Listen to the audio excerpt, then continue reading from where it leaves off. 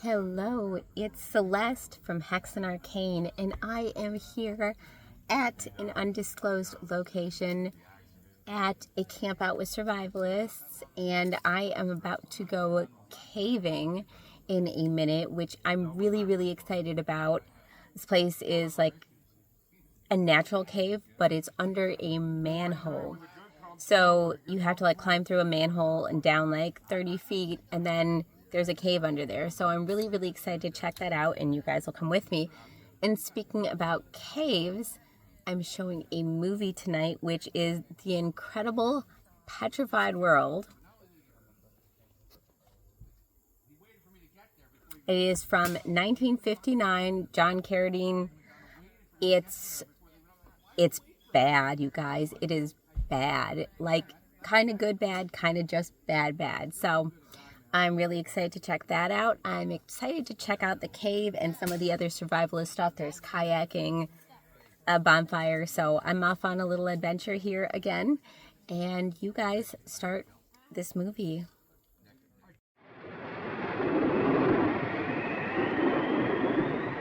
This is the sea, as old as the world itself. It extends over 3/4 of the surface of the globe. The sea, the birthplace of life, the great storehouse of minerals, the prison of haunting mysteries. The ocean is a dangerous jungle. Each creature preys relentlessly upon another. Each animal is equipped with an effective weapon: speed, camouflage, knife-like teeth, poison.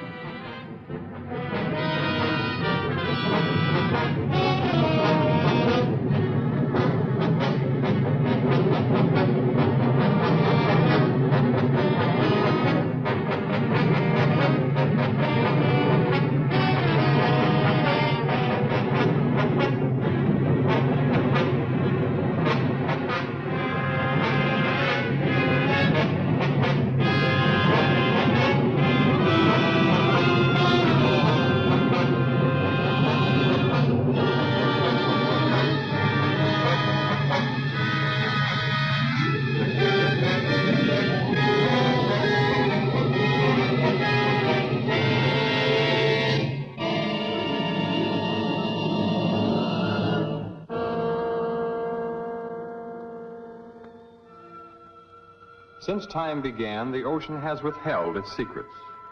Man has ventured merely to its threshold. Oceanographers have, with precise instruments, presented us with a framework of facts. Around these facts, our imaginations reconstruct the eerie, forbidding atmosphere of the deep. Scientists, working with sonic equipment, discovered a mysterious layer which returned an answer to sound waves. This layer measured over 300 miles and lay 1,500 feet below the surface. It was soon noted that the phantom layer rose to the surface at night and descended to the deep water in the daytime. It is composed of living creatures capable of locomotion that are apparently strongly repelled by sunlight. Some oceanographers believe the layer to be made up of plankton. Others suggest that it is a gigantic concentration of fish. The most startling theory about the phantom layer is that it is composed of millions of squid. This theory is supported by the fact that squid are tremendously abundant. As the sun's rays become weak and soon turn into complete darkness, the fish are all black, brown, or silver.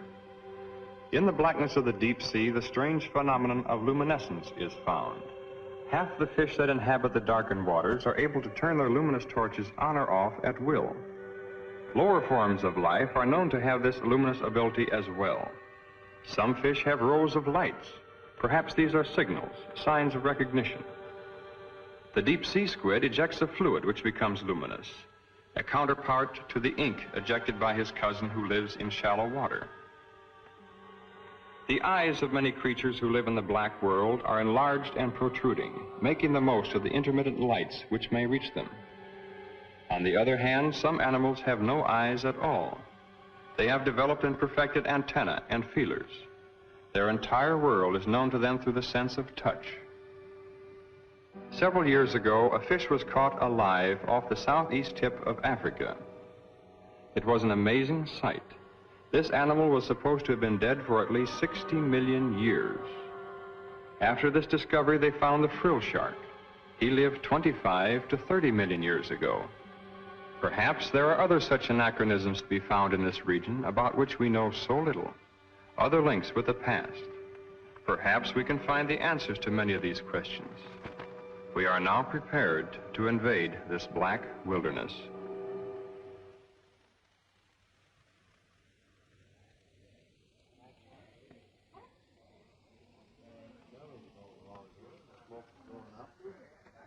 I hope you enjoyed the pictures. We had a great time filming them. As most of you know, tomorrow marks the completion of Mr. Matheny's diving bell. I hope the next film we make will give us a lot more information.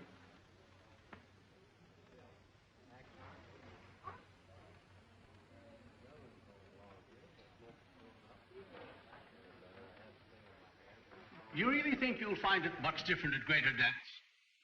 Occasionally, a new species may rise briefly to about 100 feet from the surface and be seen by a diver.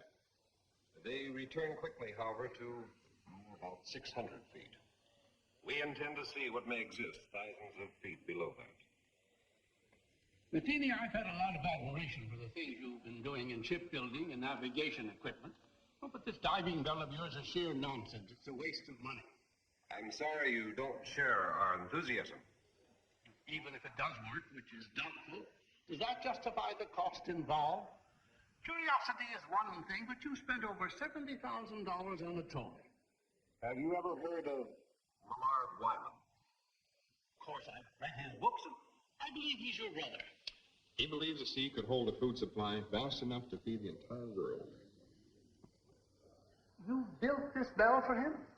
I'm afraid Mr. Wyman needs no help from us. He had his practically completed at the time we began. Then what's the sense of another?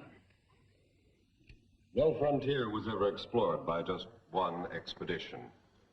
Our first dive will be in the Pacific. Then we'll try the Gulf. Right now, Wyman is in the Caribbean. He's making his first attempt with his bell somewhere along the southeastern Keys.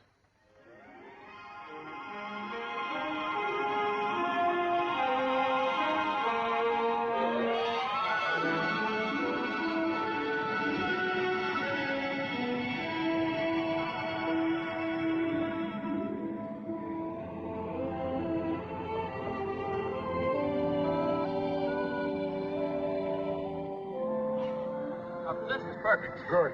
Better take a rest while I double-check the bell. I'll be ready as soon as I get in some clothes. Craig says our location is perfect.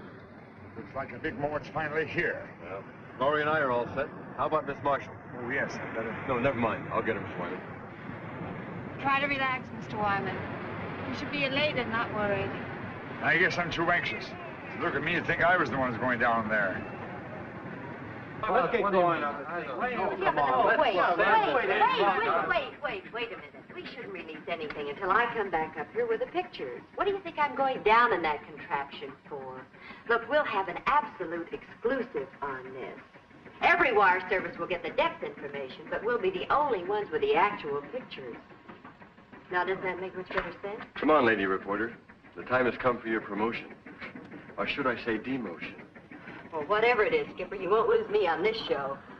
I'll go back to shore and call the office.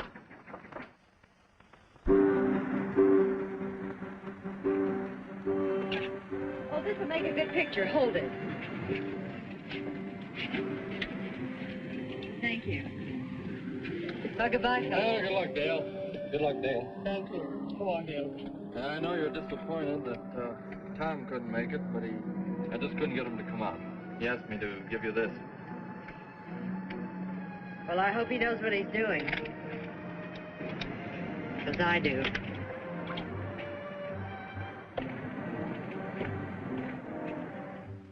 There, this is in good order.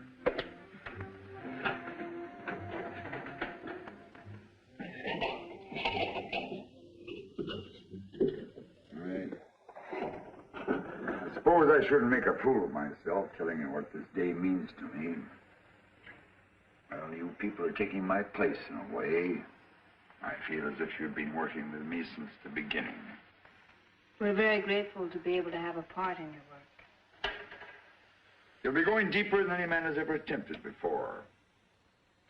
I wish I could go along with you. I know how you feel, Mr. Wyman. But I'll be talking to you every inch of the way. I know, Craig, but it's not quite the same thing.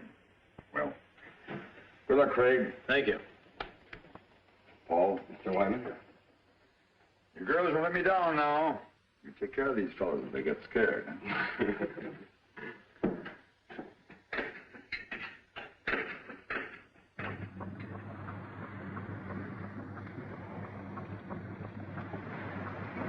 Stand by the dropper.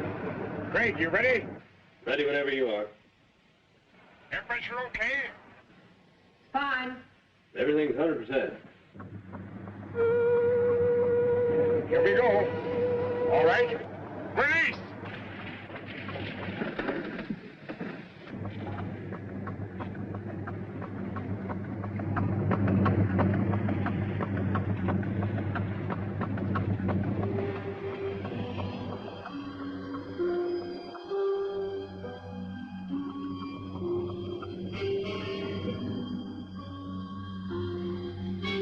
Tilt at 2 degrees.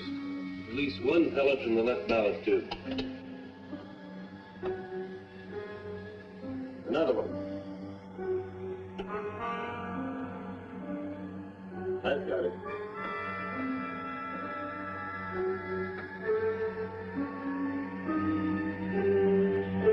You just passed 1,000 feet, Craig. How's it going? Everything's fine. Just please two pellets to get a balance.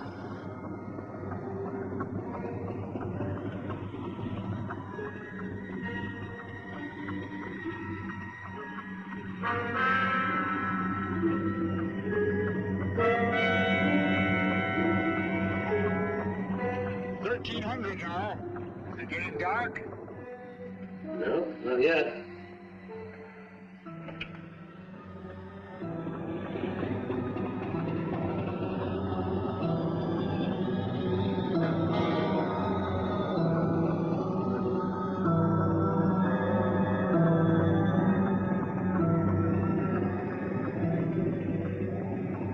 Can't be any sun penetrating now. It's almost 1,700. That's funny. Only half the lights are working. Checked every cable, no breaks. Craig, you're okay? I don't know. The lights! Craig, what happened? I think something's buckling. Craig, what's sparking? What's sparking, Craig? The cable slipped. We're hanging over to one side.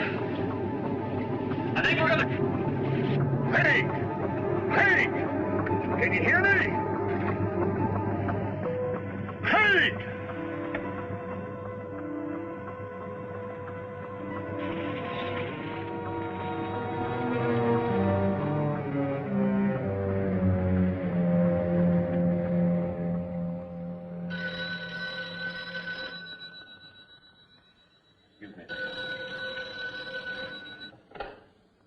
Hello? Yes, he is. Just a moment. Mr. Matheny? Long distance. Hello. Oh, hello, Hank. How's everything? What? One of my reporters radioed from the ship. He'll interview Wyman before the launch gets out there. I can't believe it. The conditions were ideal. I see. Yes, of course I do. You can reach me here. I'll be in all day. Thanks for calling, Hank. Your brother's attempt was a complete failure. The bell broke loose at 1,700 feet. Can I contact the ship? I'm afraid we'll have to sit tight until Hank's men get into Key West. He promised to call us as soon as he hears from them.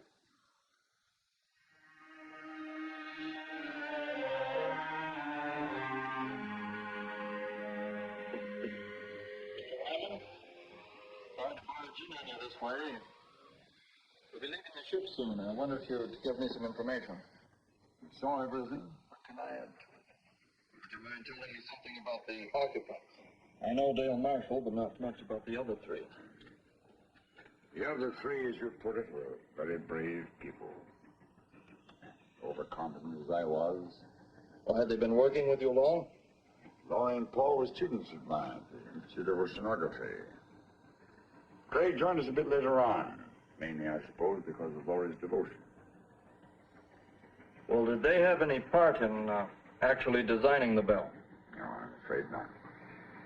I'm the only one who's responsible for that. Well, what do you believe went wrong today? I don't know. If I did, it wouldn't help matters. Well, the bell obviously had a weakness. You must have some idea where it was. Everything is planned and researched. I don't know the answer. The public will take a pretty dim view of your research. I suppose so. Well, the opinion of me doesn't matter now. I'm about to go caving for the first time. So I'm here in Indiana, and I'm very southern Indiana. And I climbed down that man and go crawl around in a cave. So wish me luck. A ragonite spar or something like that. It's really beautiful popcorn crystals.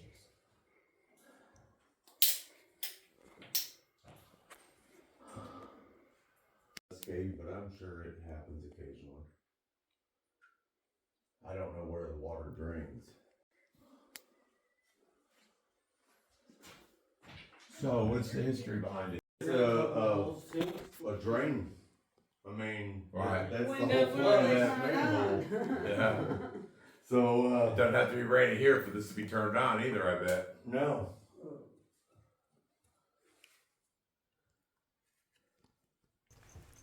This is part of the biggest part of the cave, but I did the crawl, which you can hardly see. The light was awful, but I had to go face first down into this little hole, and it was, you could see it's really, really small. The ground is all like kind of a muddy clay. I could barely scoop myself through. Crawling was impossible, but it was so worth it to go through that little tiny passageway and get to this room. Now, this is not a full room. I couldn't stand up in it or anything like that fully, and I had to be really careful not to touch anything. Unfortunately, the phone shadow is showing because I only had a headlamp, but there's the tunnel I crawled through and then kind of went head first into this little cavern, and there was like, it's a living cave, which is awesome. It's still growing, so you really don't want to touch anything. I was wearing gloves the whole time as well,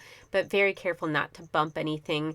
That is as far as it had been dug out, so there's still some supplies there, but as you can see, there's stalagmites, stalactites, and just really cool rock formations growing there, and a very, very small handful of people have ever been in that room, and I got totally muddy, as you can see.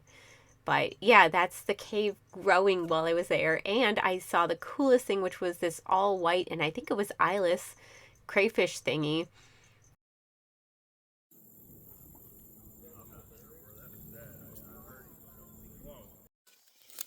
Okay, so I went caving, I went kayaking for a hot minute.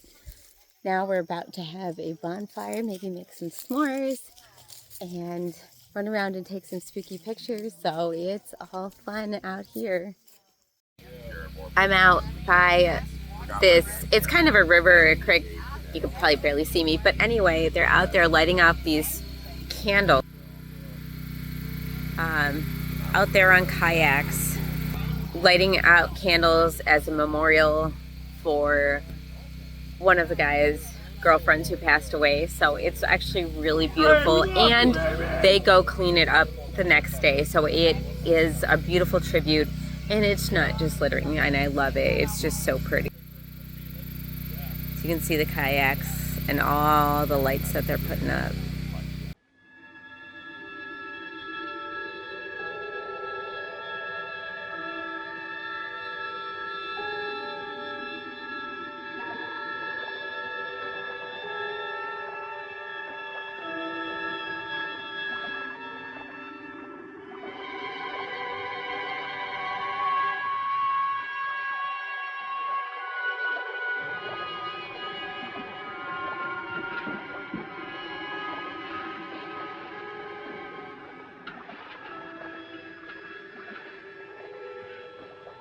Craig.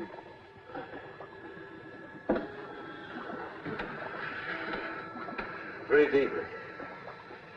Give some to Miss Marshall. Craig, did we? Yeah. I don't know how deep we are. You feel all right? I think so. Marshall, stop it!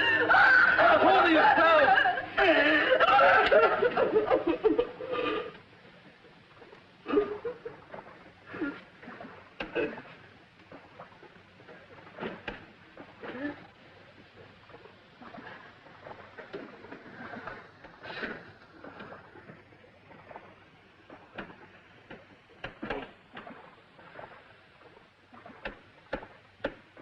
How much time do you think we have? Oxygen tank only holds 100 cubic feet. Well, at least the shutoff valves worked. We could have been flooded when the cable broke. Although I don't know what good it is to prolong the inevitable. Laurie worked with Wyman for 3 years to build this. Dale Marshall was going to get a big story. You were going to see new sea creatures for the first time. Pretty noble ambitions to be blown up by one engineering mistake. Oh, well, I probably wouldn't have seen any new... Craig. We're not on the bottom. There's light out here. We must be on some kind of a shelf not too far below the surface. I don't see how that's possible because we dropped out of the penetration of light. But how could we have moved upward? I don't know. At this point, I couldn't care less. Will we be able to get out of this thing? Look, at this level, the pressure shouldn't bother us. We should be miles in the darkness, but yet we're not. Well, what are we waiting for? Let's check out of here.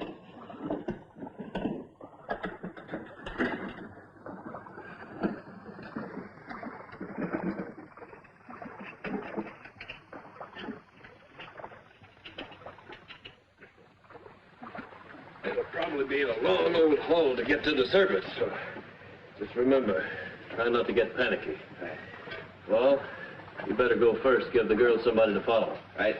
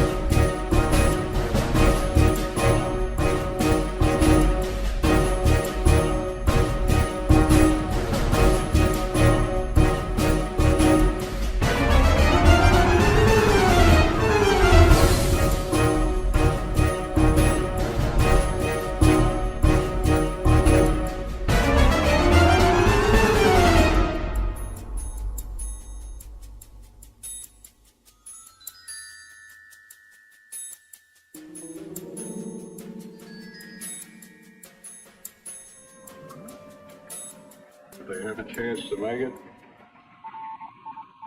pressure's much too great for survival of that depth. Then why would they attempt to leave the bell? Not knowing how deep they went, I suppose they figured it was worth a try. Isn't there something we can do? Some way that... They'll never make it to the surface even without the pressure. I'm afraid they were crushed the moment they left the bell. What we see is their bodies floating upward with the currents.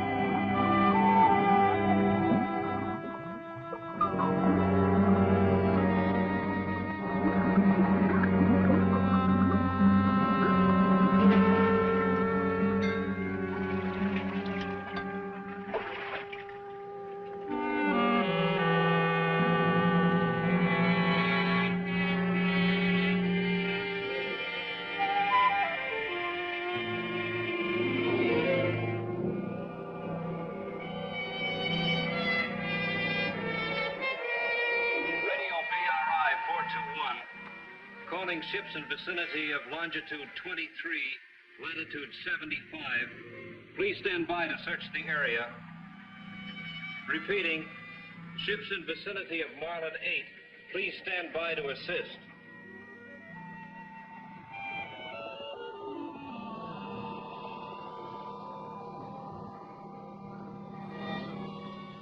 JCR 774. We're about a quarter of a mile north by east of original location. I have a diver descending. He'll cover 1,000 yards moving south by west. I'll advise of any results. Got it. Over and out.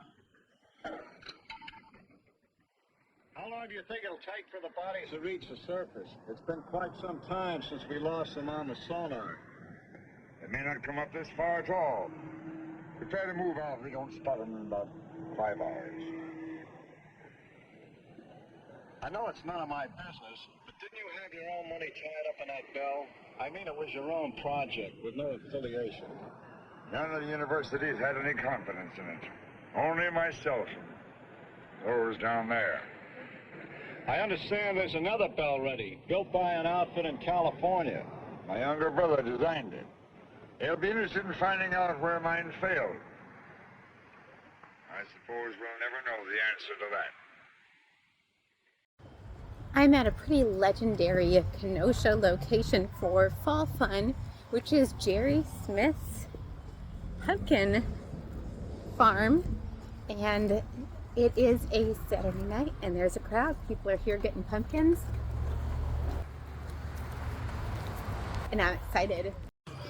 I got my hot apple cider. And I'm gonna go hang out with Dr. Destruction some more because that's actually why I came here. Just a couple horror hosts getting together and hanging out, especially Kenosha horror hosts. That's a special kind, so whenever we can get together, we try to do events and stuff like that just because it's fun. And this is our season. Oh man, look at the sky though. Hang on.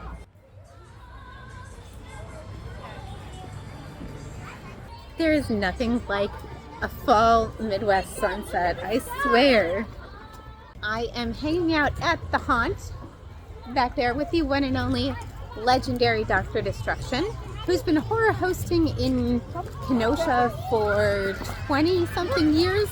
And I don't even know how long he's been doing this haunt every year.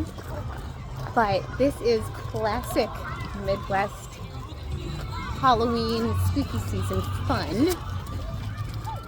Now I'm not going in the other area, so I had admission to go in, but there's an extra for a petting zoo, hay rides, jump things, There's other things for kids back here. I really can't see too much of it, but that's part of what goes on here every year. But one of the main attractions is all the pumpkin displays that they have up, and they're incredible. Every year there's new ones. Sometimes they bring old classics out, of course the same ones, but they also have fresh new ones every single year. So let's go check them out.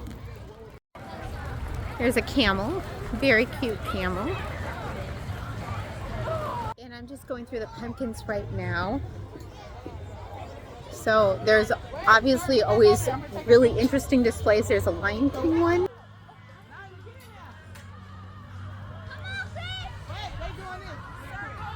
Some pirates. Okay, come on. Barbie. Alright, now we have Bluey. Giant pumpkins.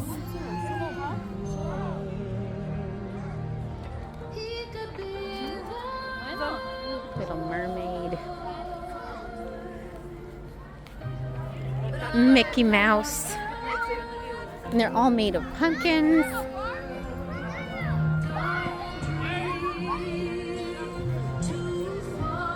Nightmare Before Christmas.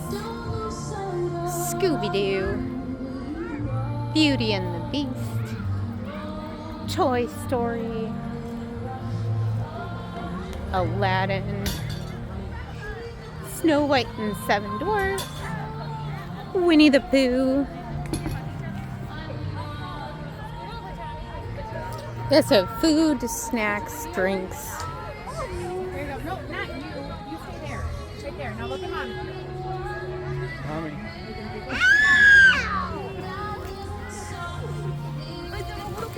I don't know what this is. Ooh, it's a tunnel. I think I have to go the other way. Can you please?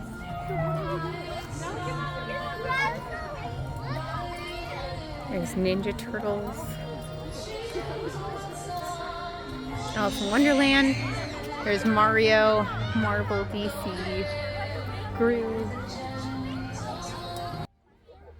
And I don't know what this is, some corn thing that's new.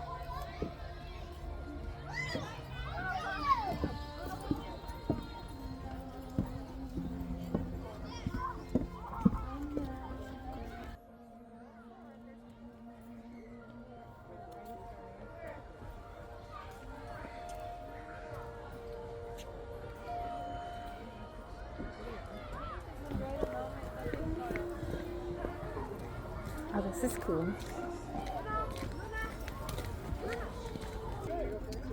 All right, let's go through the tunnel. Ooh. Yeah, I feel like I'm wobbling a little.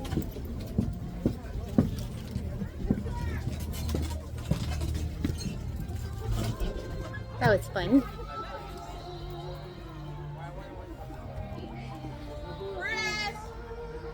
And let's see what else there is. There's a few other things.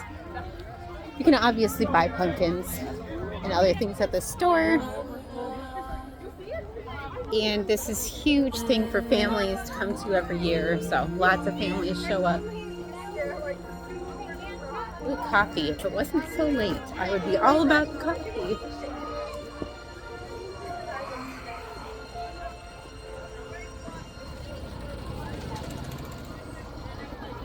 There's a little store.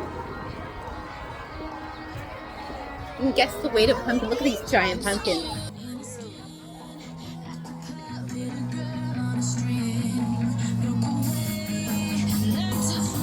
Wow. I'm now outside the Final Girl in Kenosha, which is a horror-themed bar I'm pretty excited about checking out.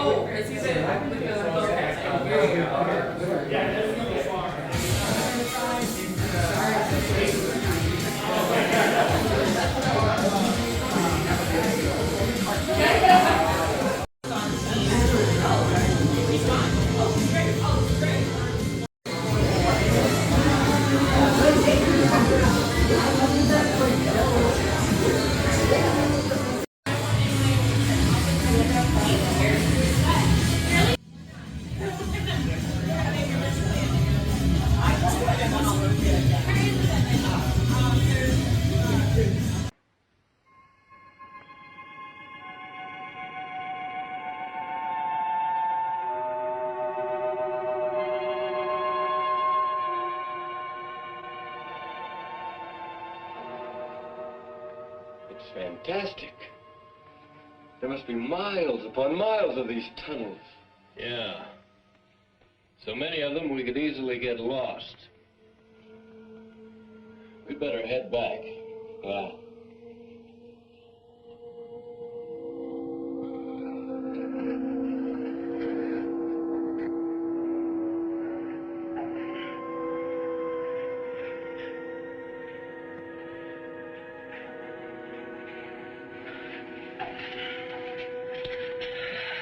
You were gone so long, we were getting worried. Our lives were reprieved today, Laurie. I don't think we should get scared now. I found the answer to one thing. These rocks are loaded with phosphorus. That's how the caverns are illuminated. But did you find anything else? A way out? We might be here a long time before we find a way out. A long time. You see, we're a good many miles beneath the surface. Bell went down all right, but it must have rolled into one of these openings. It's going to be a long climb up, even if we do find a way. What do you mean, if? We'll have to find a way. Well, it'll be treacherous going, but we'll find a way out in time. First thing to do is to keep our heads and put something in our stomachs. Saw plenty of fish down there, and we can fashion some spears from the rods in the bell. You're going back to the bell? Well, I don't think we'd get very far without our shoes and a few other things. Look, as long as I'm going to be a caveman, I want to be a comfortable one. Come on, let's go.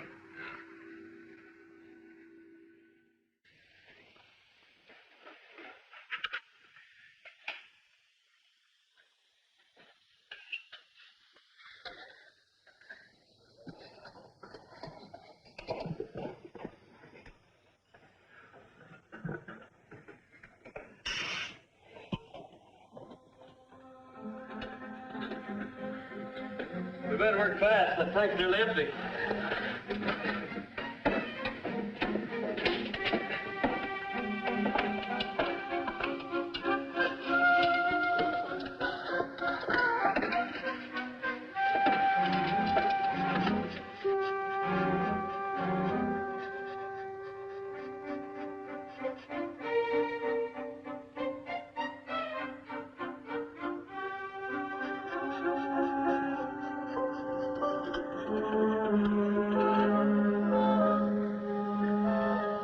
Let's get out of here while we're still ahead. Yeah. Anything else we can take? This compass will help us more than everything else put together. Let's go. Right.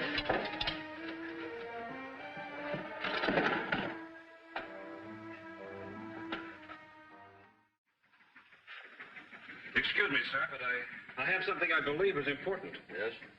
Well, I called to you and Mr. Wyman while I was watching the sonar, but, well, apparently you didn't hear me, and I wanted to keep my eyes on the screen. Saw the bodies again? Well, sir, I don't know exactly what I saw, but I'm sure they weren't dead bodies. I saw two of the same masses move practically as they did before. How do you know they're the same? Well, the characteristics were identical, and they weren't floating. I'm positive they were moving under their own power. How long did you have them?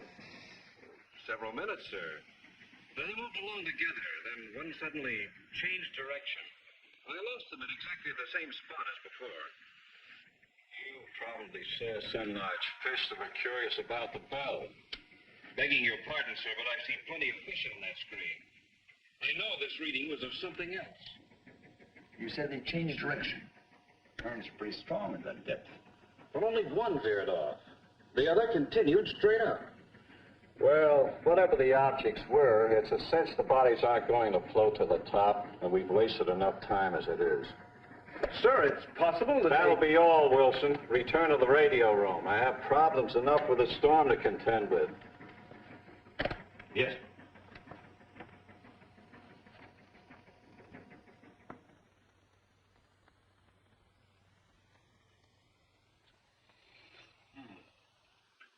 You know, if we had all the conveniences of a kitchen, I'd still prefer barbecue, just like this.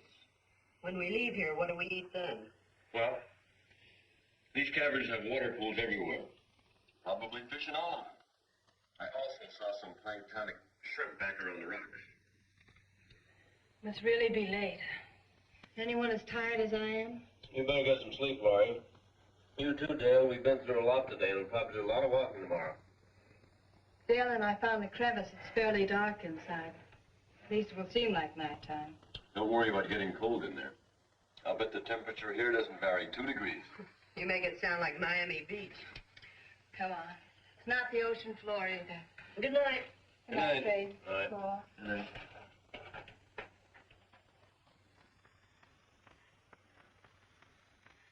You plan to take all this diving gear along with us? It's too heavy. Leave it right here. What do you think our chances are? What do you really think? You sound as though I haven't been leveling with Dale and Laurie. I know you, Craig. You've got an uncanny ability to hide what you feel.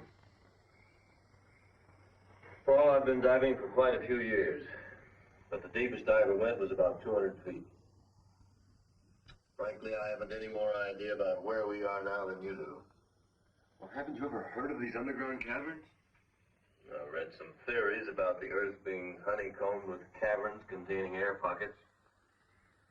And the air we're breathing might not be coming from the surface. Possibly not, if you want to believe theories. How far down do you think we are? No idea. Might find out something about the mineral deposits along the way. Well, I guess only time will tell. I'm going to get some sleep. You know, I'll probably dream about breaking an altitude record in a helium balloon.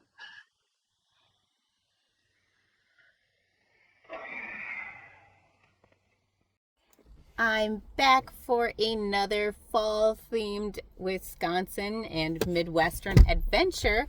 This is another classic. We are at Apple Holler in Kenosha, Wisconsin. And Apple Holler is one of the most famous fall places in Wisconsin to go. Well, Kenosha area anyway.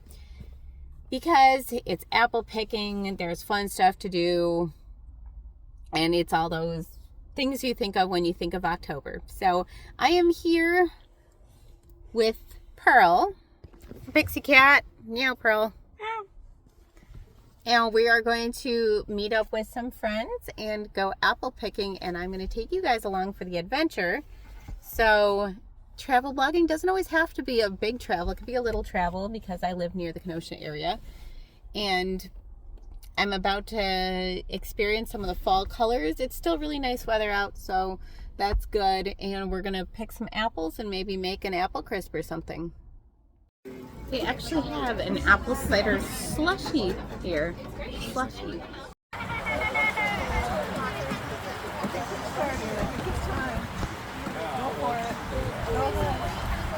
Alright, Pearl the Pixie Cat doing a duck race.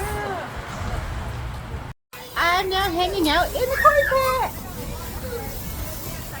pit. It's super fun. I just climbed up a giant hay bale with Bad Ashley and Pearl's around here. There's Ryan Remains sitting at the bottom. This is the little pedal cars that I am now going on, passing Pearl. Ah! Racing Pearl the Pixie Cat. No! On a little track. This is super fun. Ah! Try not to crash with any children. There's ponies for the pony ride.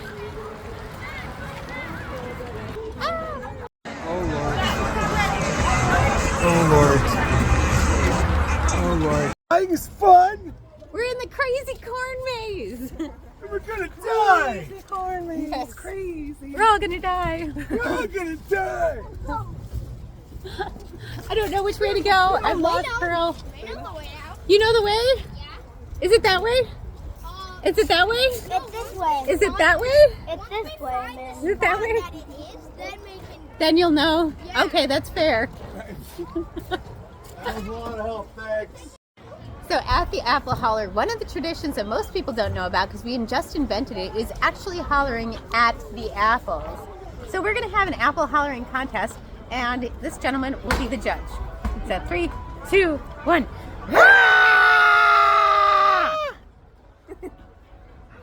Ah!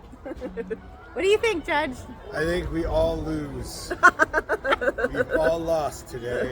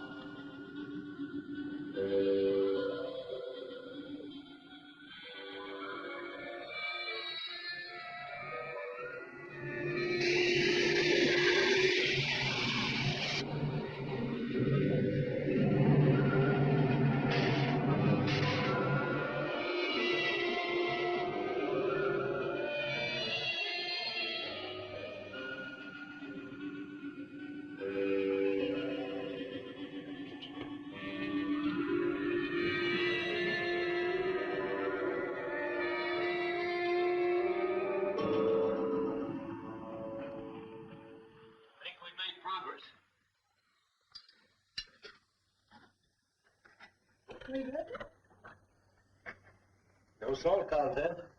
Probably good as any well water. It's better.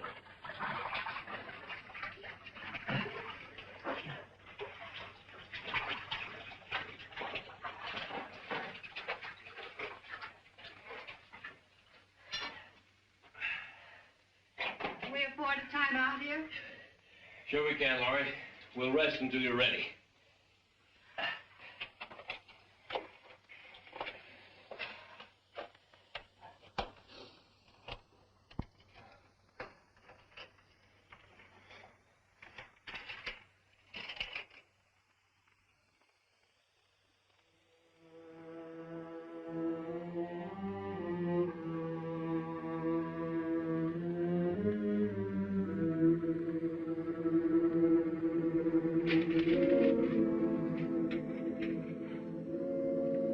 Should have kept that.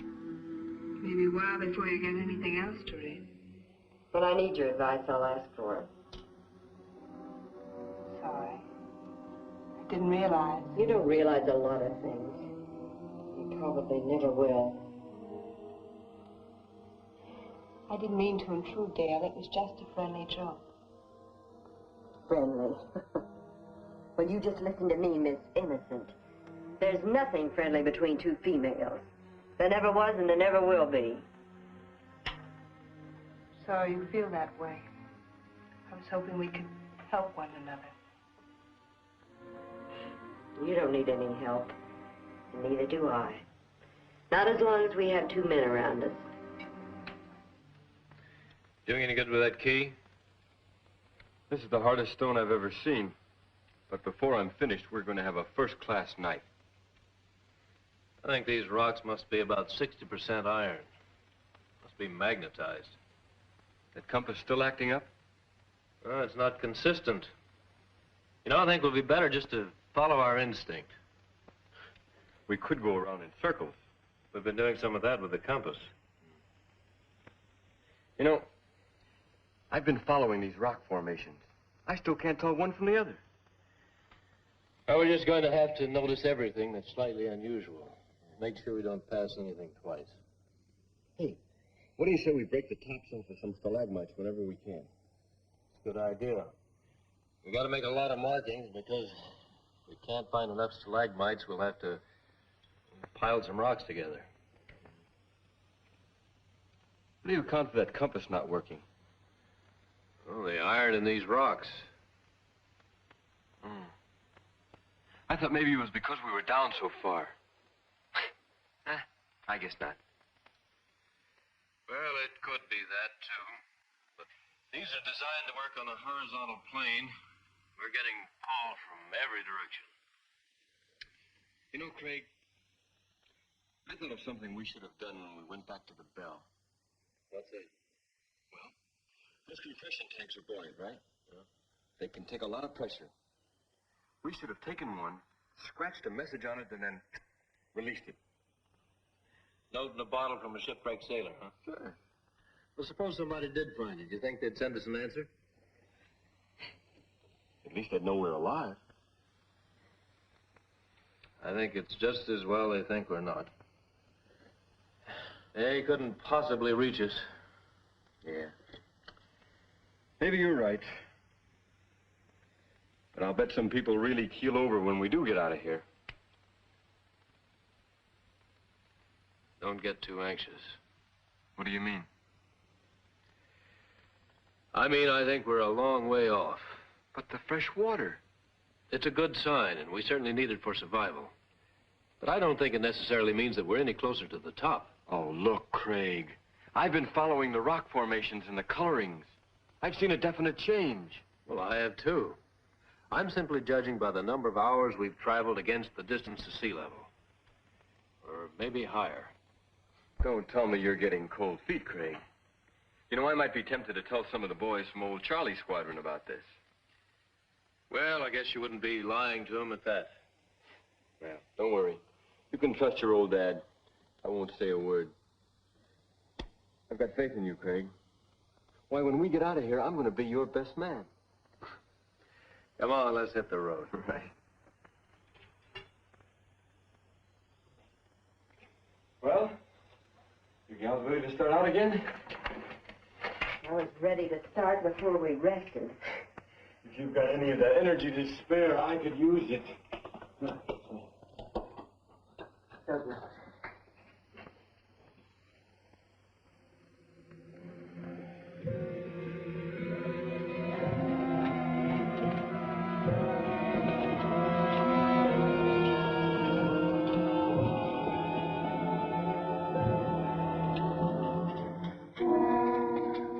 There's no opening. We're trapped. Take it easy, Dale. We'll find one. She's right. The only openings are small cracks. We couldn't possibly get through them. We'll have to go back. No, we shouldn't lose our direction. There's a water pool to the left, about 50 yards back. We'll have to try going through it. And if that doesn't lead to another cavern? Then we'll have to drop back to the fork and try another course. That'll mean losing a lot of time. Well, let's try it. Yeah, let's go.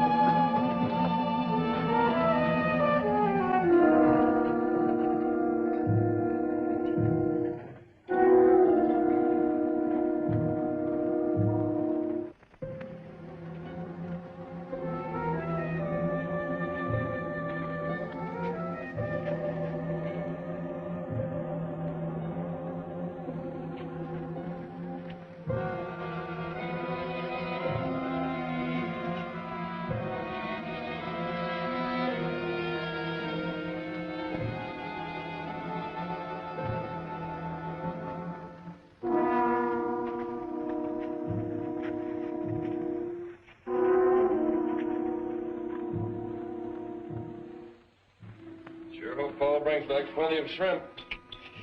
Feel like I could eat about 3 dozen of them. Said there wouldn't be any shrimp around in the clear water. He's looking for some sort of crawfish. Just so there are plenty of them. So what's the difference? They both taste terrible. I'm going to hunt up some roots for the fire.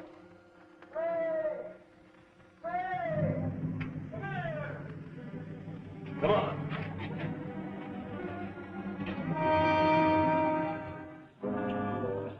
What's up? Take a look at that.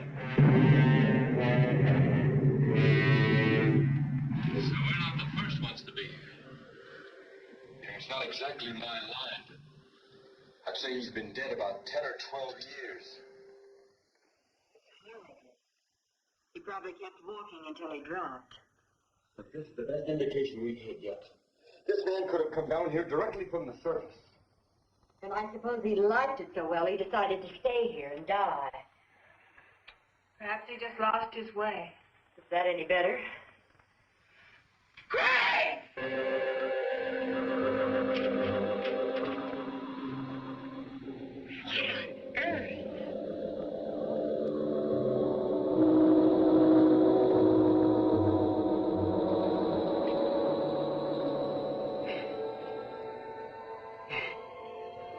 So he's a weirdo.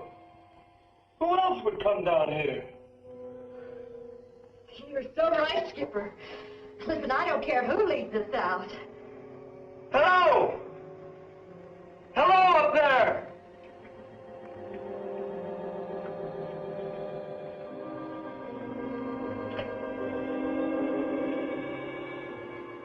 Hello! I guess he can't hear us. Come on.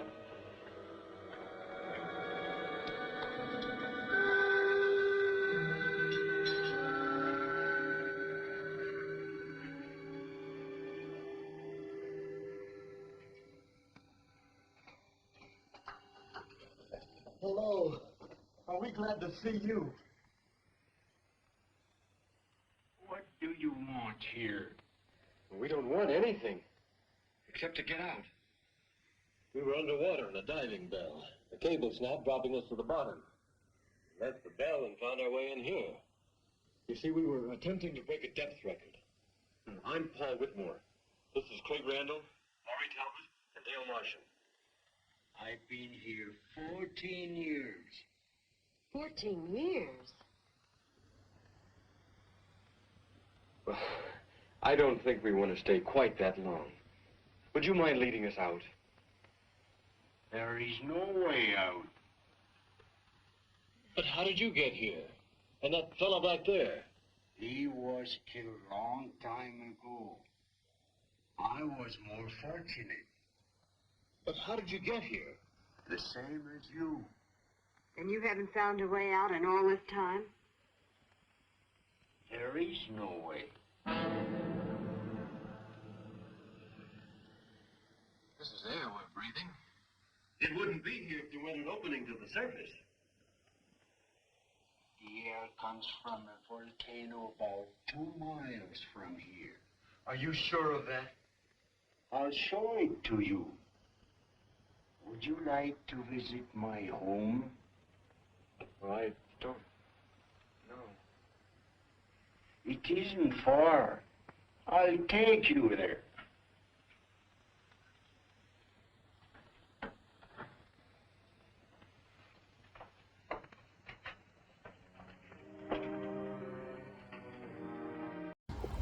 I'm on another fun fall adventure in Milwaukee this time, going to Sabbatic for Katie Cadaver's birthday.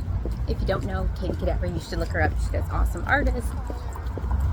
She works with trauma and works at the trauma booth, so she's a cool person. Anyway, she's having a birthday celebration tonight at Sabbatic, which I've never been to, so I'm really excited to check that out and just get into the Halloween spirit by getting out more.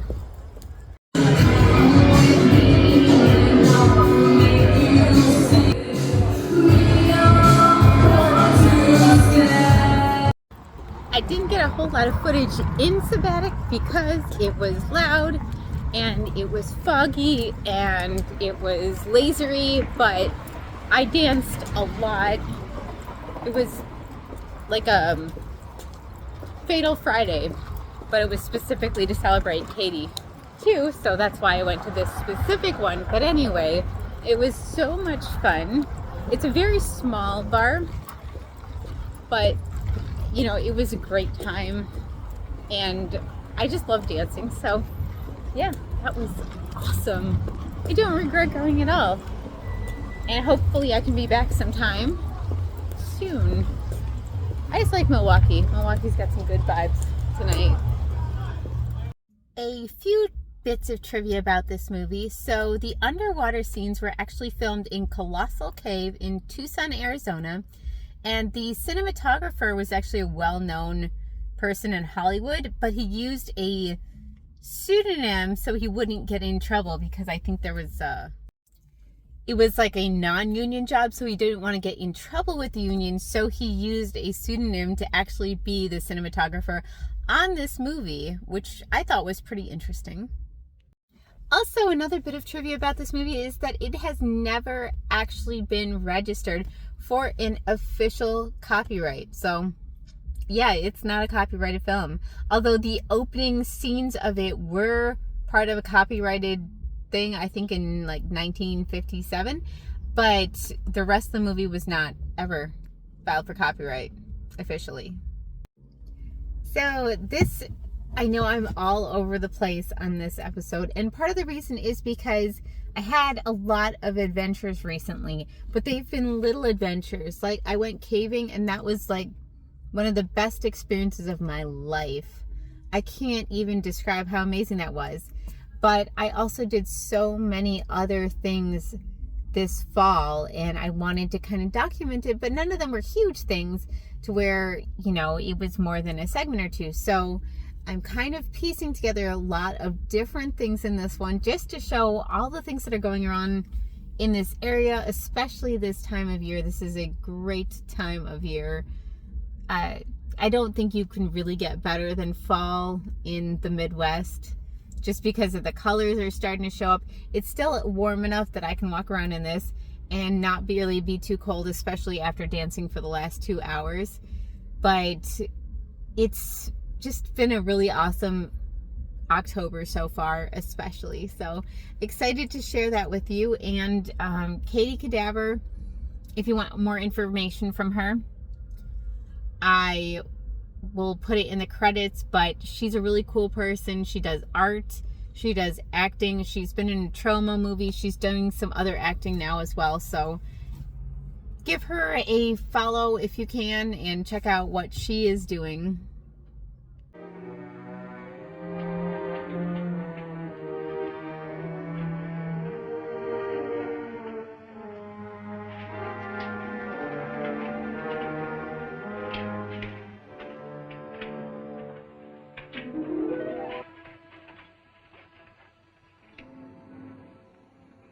You need rest.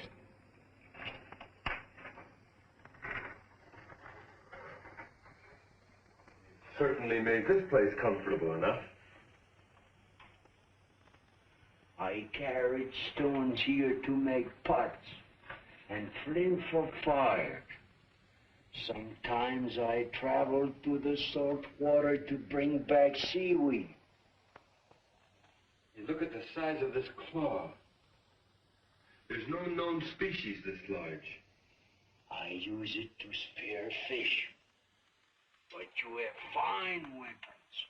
With them we can hunt much bigger. Are you positive there's no opening to the top? Even a small one we could hack out with some kind of tools? I'll take you to the volcano so you can see for yourself. And then you will know as I do. How soon can we start? We must first have food. I have enough for all of us.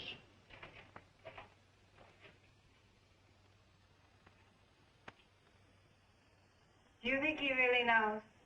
I don't think he knows up from down. But we'll have to go to find out if there is a volcano. Well, there's no sense in all of us knowing. You and Laurie should take a breather. Do you want us to stay here for a reason? Well, we'll probably be taken through some pretty rough places, no telling how dangerous. I'd feel better if you stayed.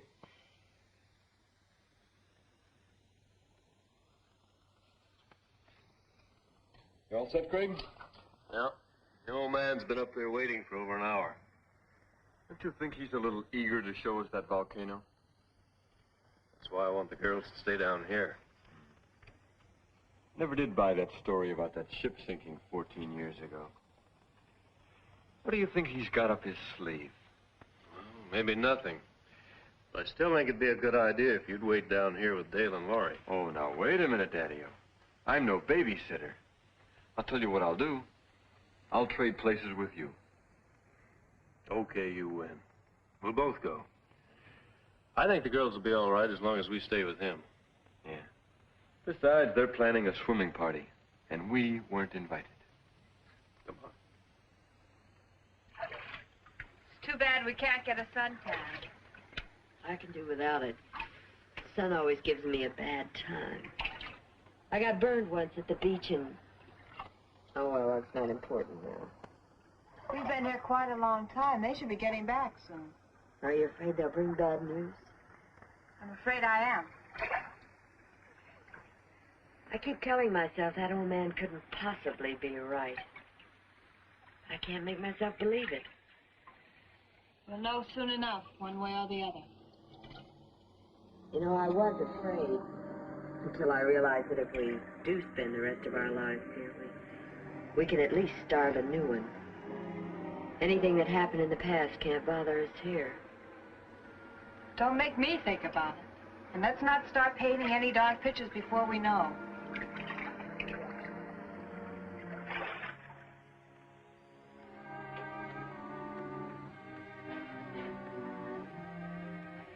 They're here.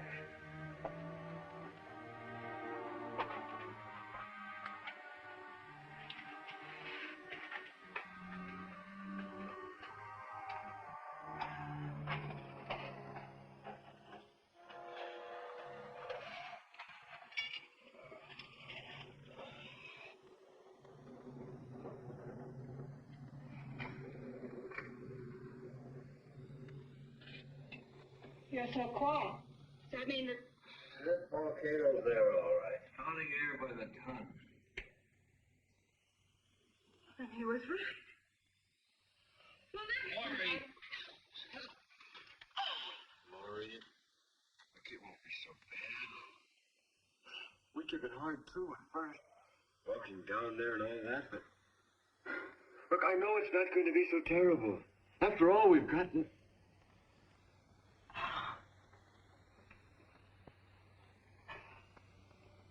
Laurie, listen to me. Please, look. I know how you feel, as though you have nothing to look forward to, but...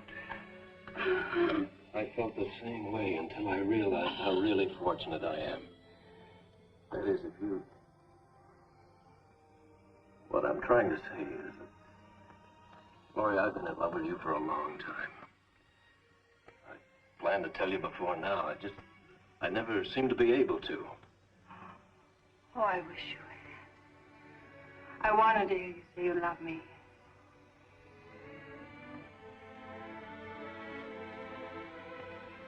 Oh, Laurie, as long as I have you, my life's complete. Anything beyond that's unimportant.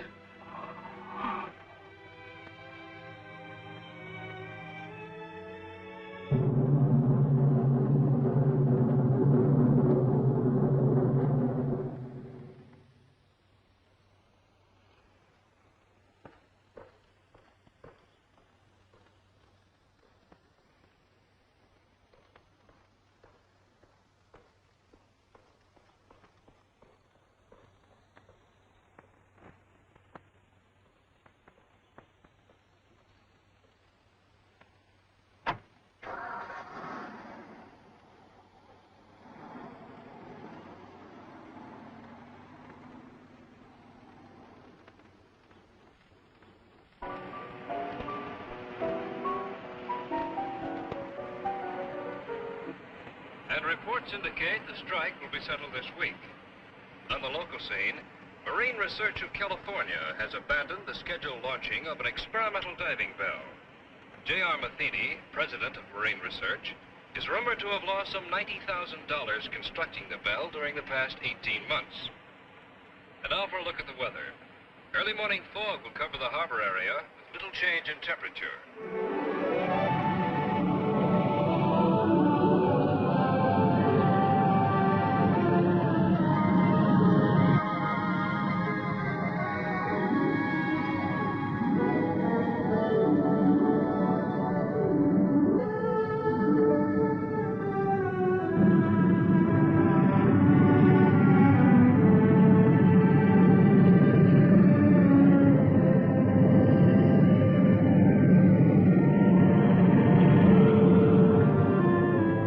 TWA flight number 201 is now arriving.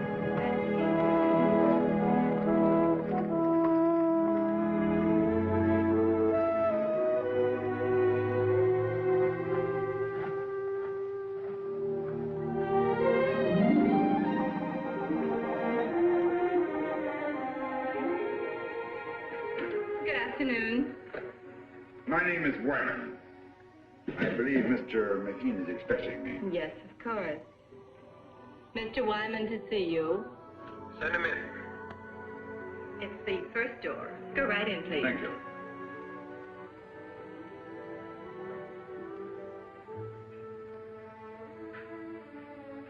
Wyman, pleasure to meet you. Very pleased to meet you, sir. Sit down. You certainly got out here quickly. I came directly from the airport. Your telegram sounded quite urgent. Suppose you elaborate for me. Well, I understand you're giving up your plans to try your bell. We've given it a lot of consideration. The project has been costly, and we've devoted the entire lab to the bell's development. I'm afraid the wisest thing we can do at this time is just give up the project. This, of course, because of the results of mine. Wyman, if it weren't for your pioneering and research, this bell wouldn't have even been built. When your brother came to work for me, I knew where his ideas were coming from. You mean your bell is similar to mine? As you can see, the designs are identical. But the hatch and the cables, are they the same? Well, yes. Why? Mr. Matheny, I'd like to ask you for a personal favor. A favor? You have no confidence in your bell because it was patterned after mine, and rightly so. But if I could take the responsibility off your shoulders... What do you think he done? I could make the dive myself. In the same location as before. I don't understand. How can you, of all people, consider doing this when you know that the bell is obvious? I believe it can be done. I've always believed it. If I can't at least turn my failure into a success, I'll be doing a grave injustice to 4 gallant people. What makes you think that the results would be any different this time? Since I returned from the Caribbean, I've been like a man who was living apart from his own soul. I knew there was an answer somewhere, but when I searched for it, my mind just wouldn't function. I think it was because of my condition that I finally discovered where the bell failed. You found the reason? The chain broke not at the weakest link, but at the strongest. I don't understand. The bell was designed with supports to take a stress 5 times greater than what we anticipated. We even thought of using booms on 2 different ships as an added safety factor. We overcame that with added couplings together with a pellet release system for balance. But in our extreme measures for added strength, we actually defeated our own purpose. Until we stopped work here, the plans were to use 3 ships for support. You don't need them. Depending on the overall weight descending, you must equalize the supports to parallel the point of water pressure above and below 2,000 feet. You mean it's the pressure pushing upwards that causes stress? Exactly. We went all out for strength and supporting the bell. When it reached the point of water pressure where there was no up and down factor, the couplings ripped off the seams. Wyman, I know what a successful operation would mean to you, and I certainly want to help, but this has all come so fast. I don't know what to say. Of course, I wouldn't ask you without offering something in exchange. I have a ship available that will take us to the Caribbean. It's fully equipped. The owner will do everything he can to assist. I suppose if I didn't go along with you, it would only be a matter of time before you'd raise some money and be building another bell of your own. Just mean an unnecessary delay. However, I'm afraid there's one thing I'll have to object to. You're going under. But if I know that young brother of yours, he would jump at the chance. Let's go out to the lab and see him.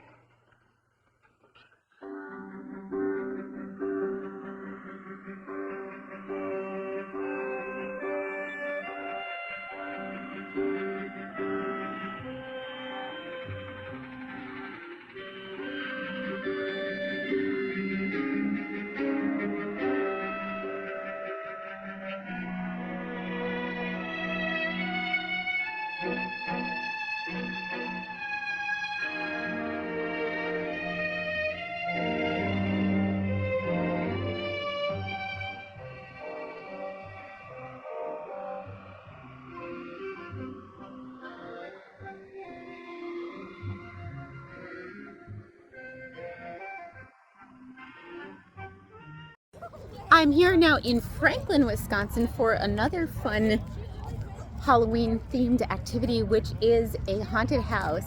This one is called The Hill Has Eyes. I haven't been to a haunt in a long time, so I'm really psyched about it. As you can see, so are all those people who are in line waiting to get in. I have no idea what this one's going to be like. I just know that it's supposedly four separate haunts in one, and it's all outdoors. And I will show you the location, because wait, look at those trees. So pretty. And as you can see, this location is just beautiful. Supposedly this is where it is. Down there, there's like tables and trucks and places to eat, so that's cool. You have to get in for a certain block, but I'm here with the early group, so it's still light outside, just because I was out late last night at Sabbatic and I'm pretty tired, so I figured I would try this early. I'm very, very excited. I have Wolf Kid here with me. He's over there in human form, and we are going to check this out. Pearl is scared of haunts still. We tried to take her to something and she bit somebody, so since you can't do that, we are leaving her at home for now, but I will see how this goes and give you an update.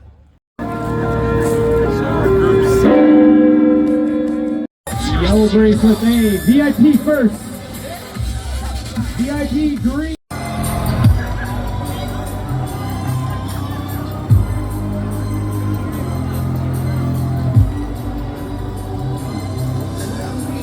Once you actually get in, this is what you see.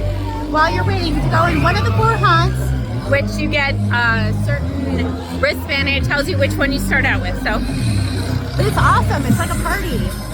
It's a party. All right, we need group C. That's us, and cool, and B is the dog.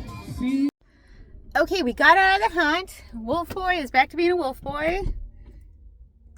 And it was really fun. So this was all outdoors, but you go through tunnels and stuff. The worst thing for me was, you know, because they wait till it's dark.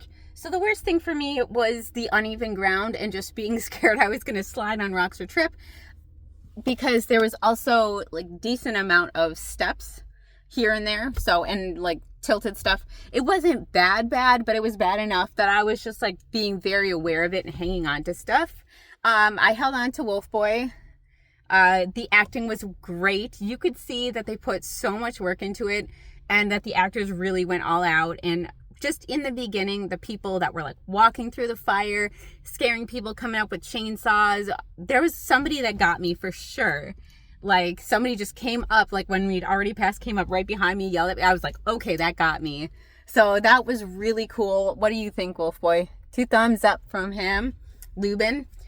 And, you know, he's finally stopped trying to tell me his name is something else. So that's good. I think he's accepted how to spell his name finally. But it was really, really fun experience just going through the 4 different haunts, because you go through one complete one and then you go straight to the next one, and there's 4 different themes. So it wasn't like one haunted house where you go from like different areas or different rooms. It was like a cohesive theme in each one, and then you go out and you go to the next cohesive theme. But I was very impressed by all the work they put into it, the decorating, the acting, the costuming. Some of the costuming was really good, really creepy. The people were really trying to get into it, and I really love when haunters get into it, and when the audience gets into it, that makes it so much better. Like if you're going through stone-faced, that's not fun for me. It's fun to be scared. It's fun to be jump scared. It's fun to be moving away.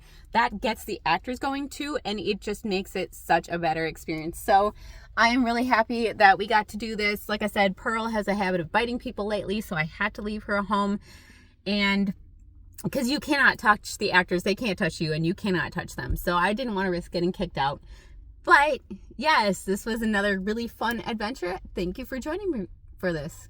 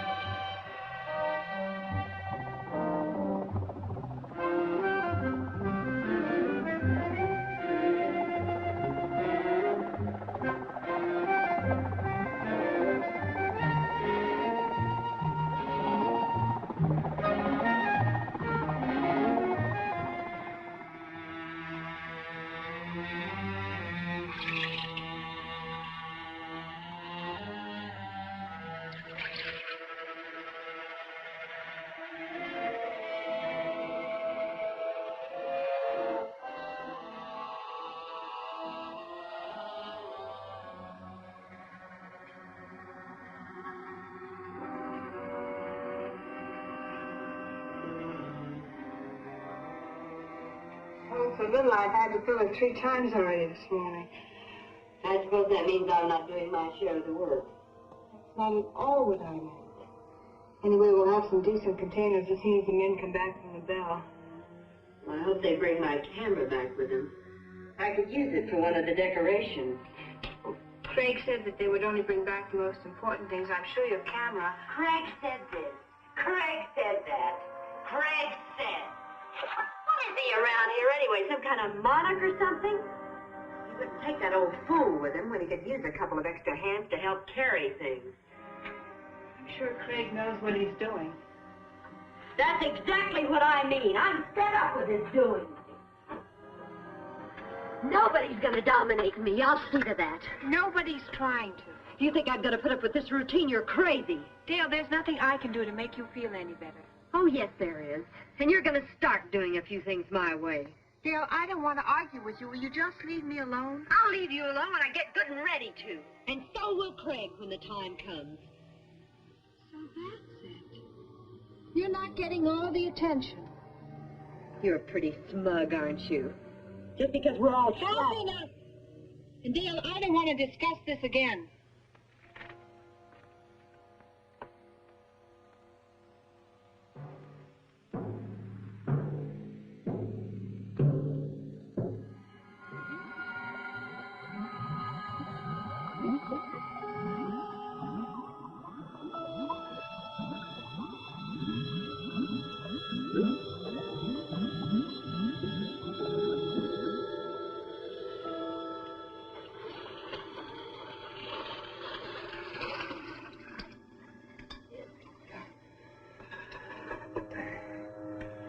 How many more trips it's going to take? This lung is nearly empty. Well, there's just a few more things I'd like to get down there. You probably have enough air for one more dive. So let's make it count. Okay. Well, I'll keep an eye on you.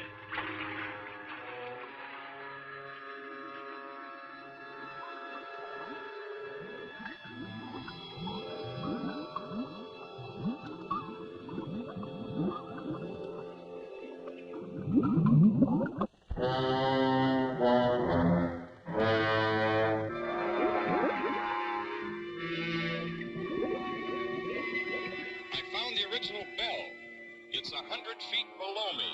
Wait a minute. Unless I've lost my mind, I see 2 men in the water.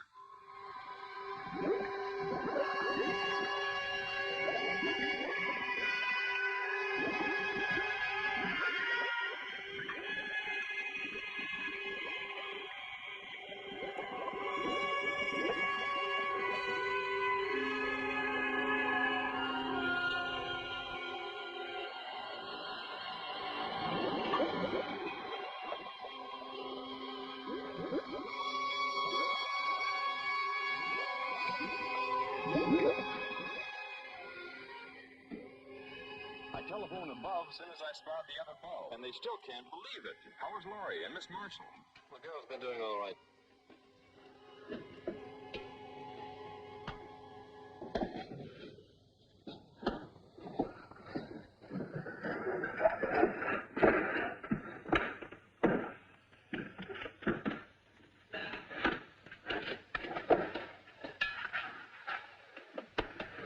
How long have you been out of air? Only a few minutes.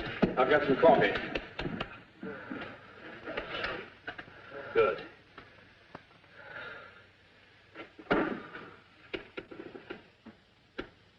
There. It's coming around.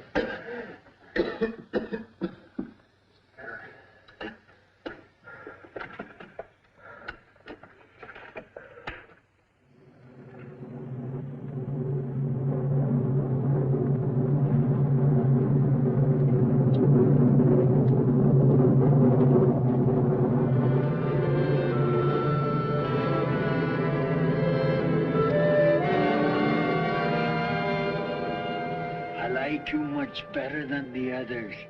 Well, that's just fine. I'm very glad you do. I will help you. And that's all I need. We will kill them. They will what? It is easy, like I killed Maurice long time ago. And after we kill them, we can be alone here. Now, you stay away from me. Stay away! Stay away! away from me! Well, maybe I should kill you instead.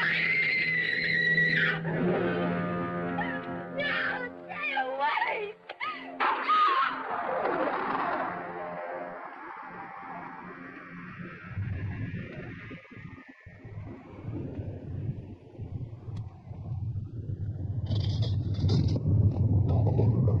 The volcano!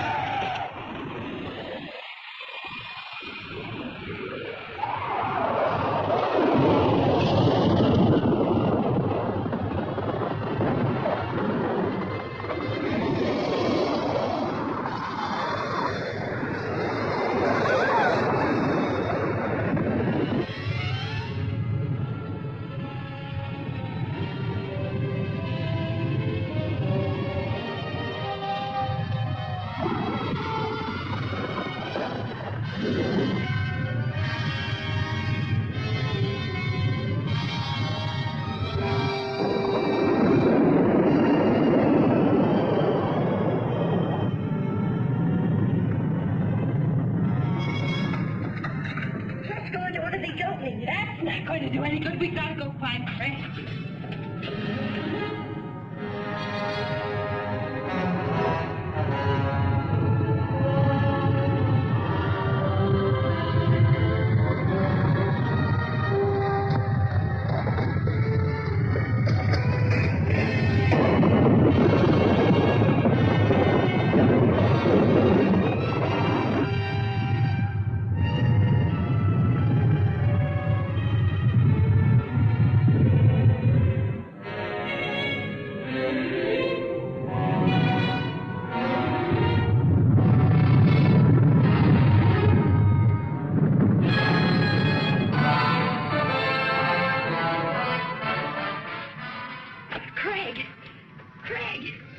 Craig, are you all right? Craig! Are you all right? Yeah, I'm all right. How about you? We're all right. And the old man? He was killed in the avalanche.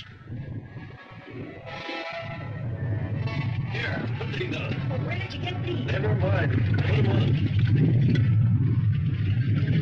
Come on, follow me.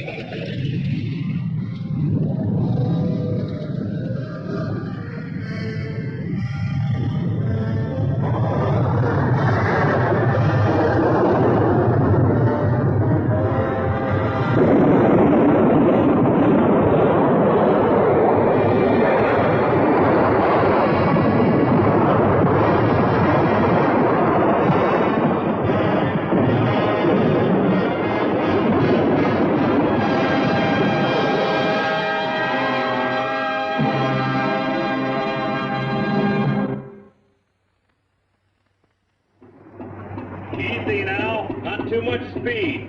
Give her a little slack.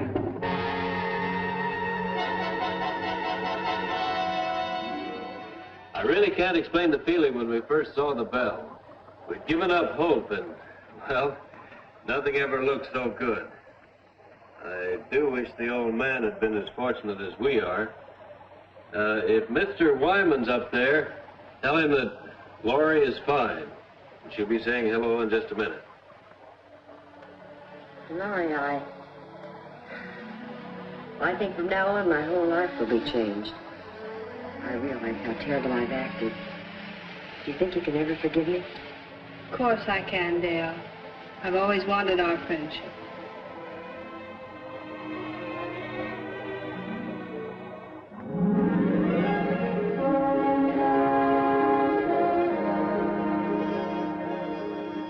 Laurie.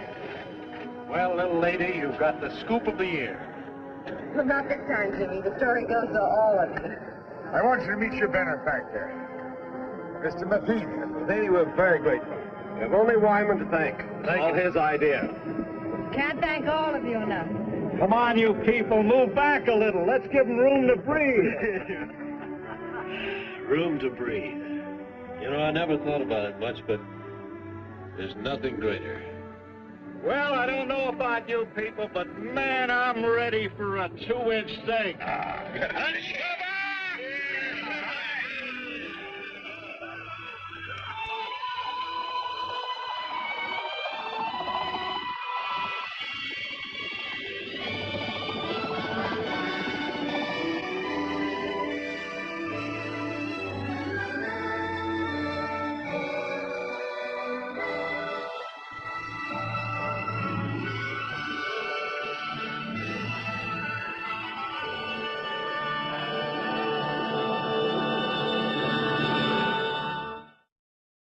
I am here at Fright Fest at Six Flags Great America in Gurnee, Illinois.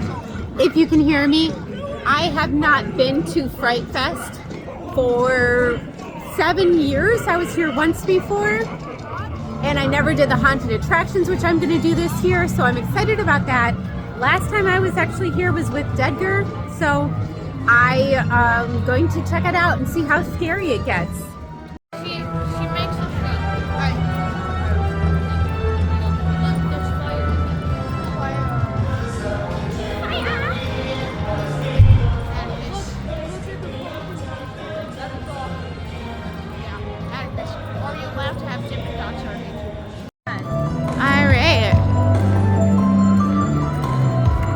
Decorations, good music.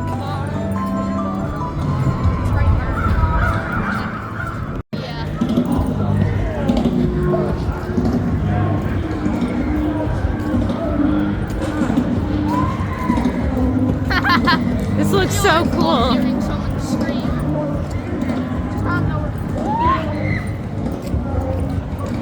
Oh, it's so cool looking in there.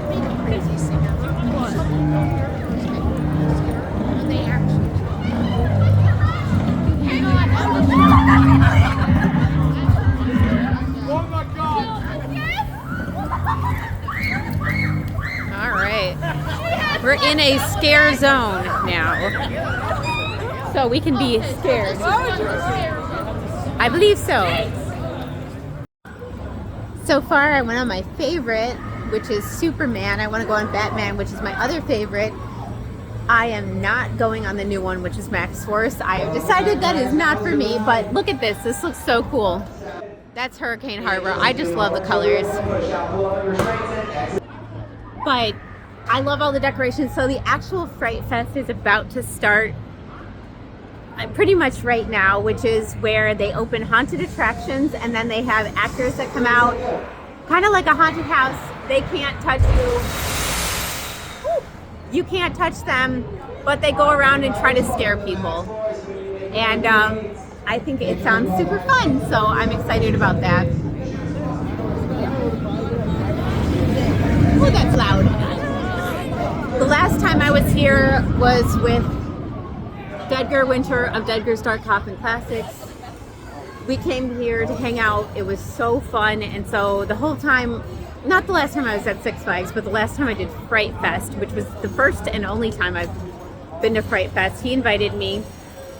And so walking around here, seeing all the spooky stuff, I just keep thinking about him, remembering him, and yes, it's sad, but it's also happy. It was a really good memory. I'm excited that I am doing this again and that I'm kind of carrying him with me in spirit. So he would have loved this. I wish he was here. So that was vampires. This is clowns, I think. Clowns are here.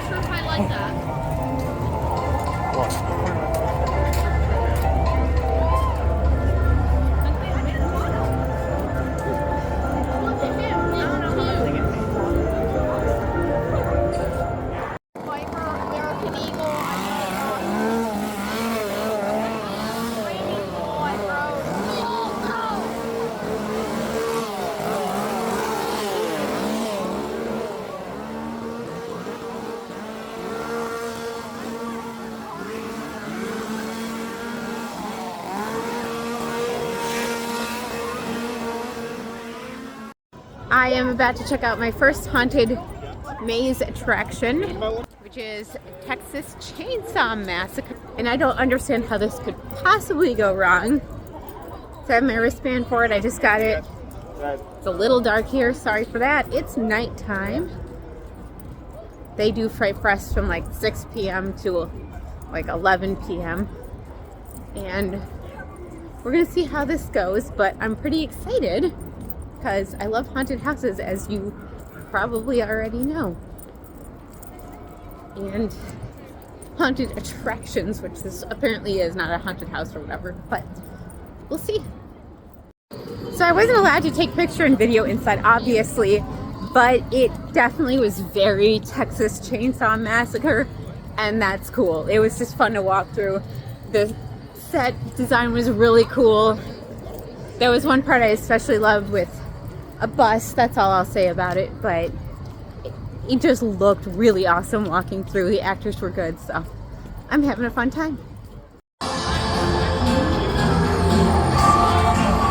This one's the circus themed one. It's very loud, but cool. It's in the kid area, which is even cooler because it makes it extra creepy. That one was cool. It was more about the structure of it. Like there was kind of a maze effect going through. There weren't as many actors, so, and the set design was pretty basic. So probably my least favorite, but it was still pretty fun. The one for Saw, I really want to do the Saw and Conjuring ones, but the lines for those are really long. Oh, that looks really cool. Mausoleum of Terror.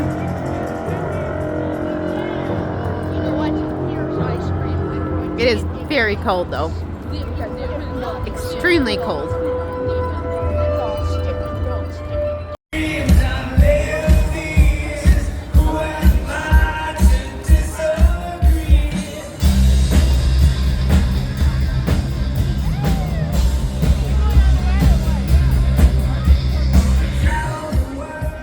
I am at another of the haunted attractions, which obviously is super hard to see now because it's really dark, but this one is the Estate.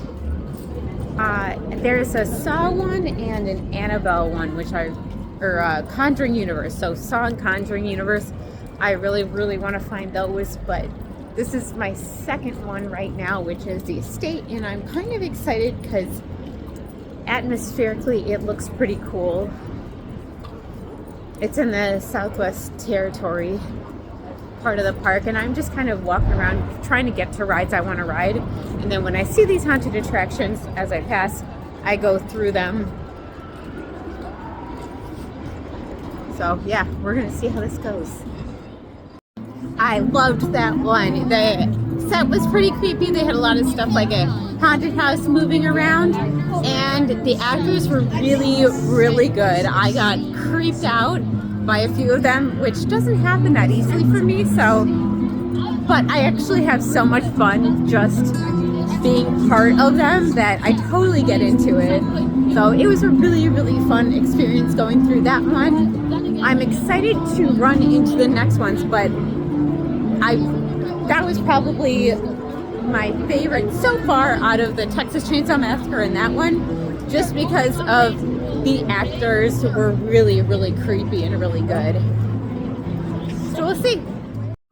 That's why I had a bigger reactor.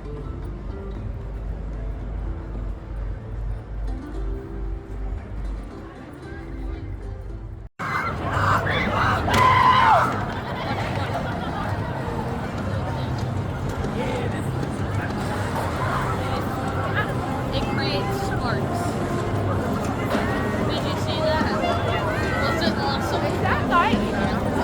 Yeah.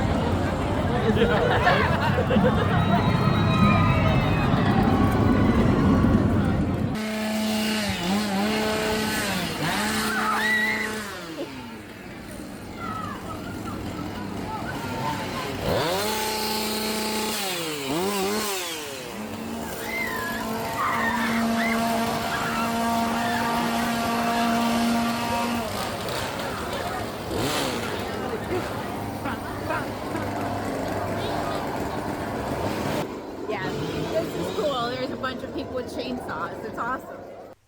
This is just a cool overview of the park. There's a ride that goes really high up, which is actually normally closed. This is maybe the second time in my entire life I've gotten to go on it. But I just wanted to show some of the cool parts, like the lights. Those were my favorite parts, with the purple and red lights and the smoke that you can see in different areas coming up. I was just really, really excited about all the Halloween stuff in general. And so I just wanted to give a kind of view of what it looked like at Fright Fest before it was too dark to really get much footage.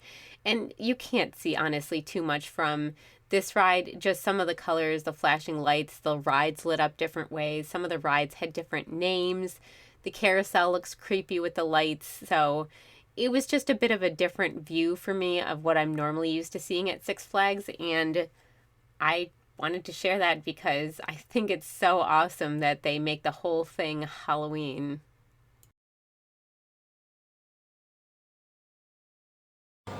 I got to do the last 2 of the 5 haunted attractions. It was too dark to really do anything beforehand, but the second to last one I went on was the Conjuring Universe one, which was honestly really cool. It freaked me out. It was really well done. It was creepy. It was atmospheric, so I thought that one was really good. And then the last one was Saw Universe, which I loved because I love Saw, but I didn't quite love it as much as the Conjuring one. Only because it just wasn't quite as much fun. It was more gritty and less like stuff to look at. But there was a lot of stuff directly from, like, inspired by the Saw movies. So I really liked that. There was like actors from the Saw movies. Well, not the actual actors, but they were playing the parts, recreating scenes, and a lot of really good props. So it was awesome. I loved them. So yeah, I'm really glad I got to do the haunted attractions this time. And wrapping up my night, it's like 30 something degrees, so I am freezing out here. So I'm just gonna do a couple more things and head home, but thanks for joining me for my adventures at Fright Fest at Six Flags.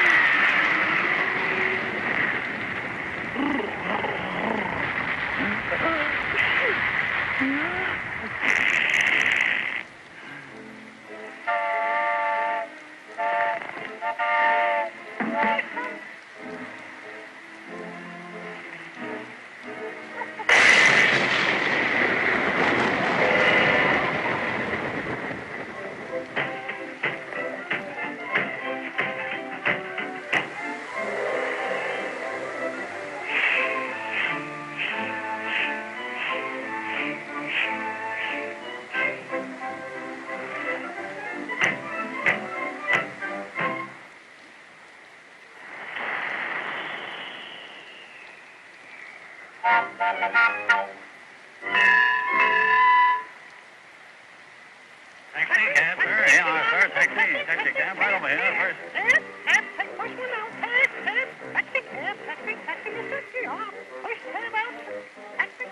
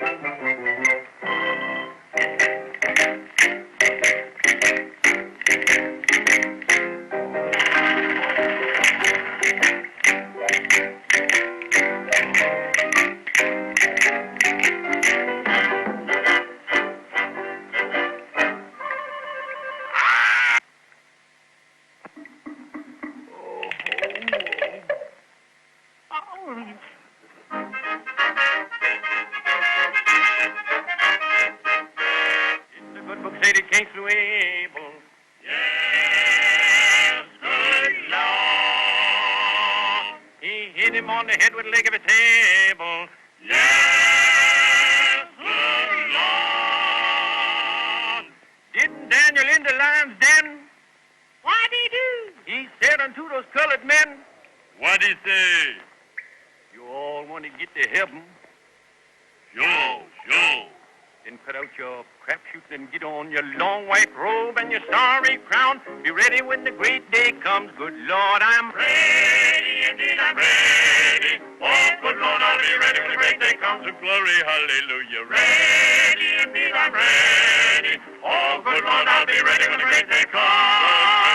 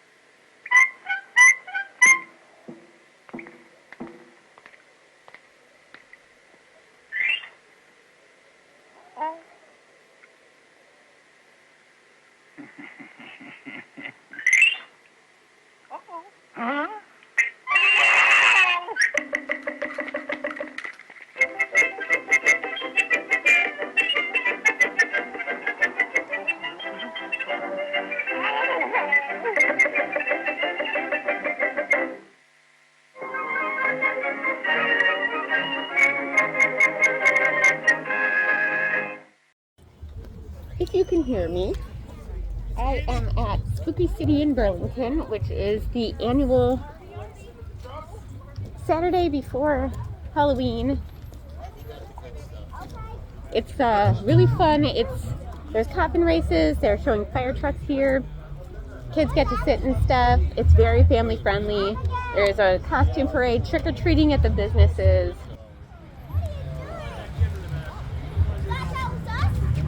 There's a bunch of different stations, so there's a hayride too that I'm going to check out. But it's cold and it's rainy.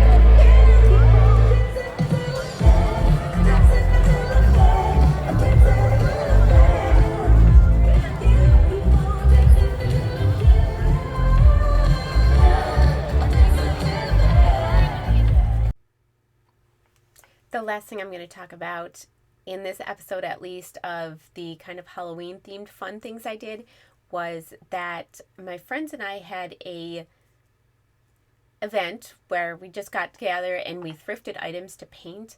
So things like paintings, statues, like angel statues for Christmas, and like Christmas village type stuff or little figures. And we decided to just make them like spooky Halloween decoration stuff, and I am not a great artist, so don't judge my artistry. I'll show you the before and after that I got, but I took a painting that I found that I absolutely loved, the original painting, and I was able to kind of add a little bit of spooky flair to it, and I have it hanging up now. I was really excited about it and how it turned out, even though my artistry is not amazing. It was so fun to do, so I really enjoyed that, and I know it's kind of a concept that people do, but I hadn't done that before specifically. I did paint a doll once that I thrifted to look like a zombie, but it had been so many years, so that was really, really fun, and I'm going to throw that in here.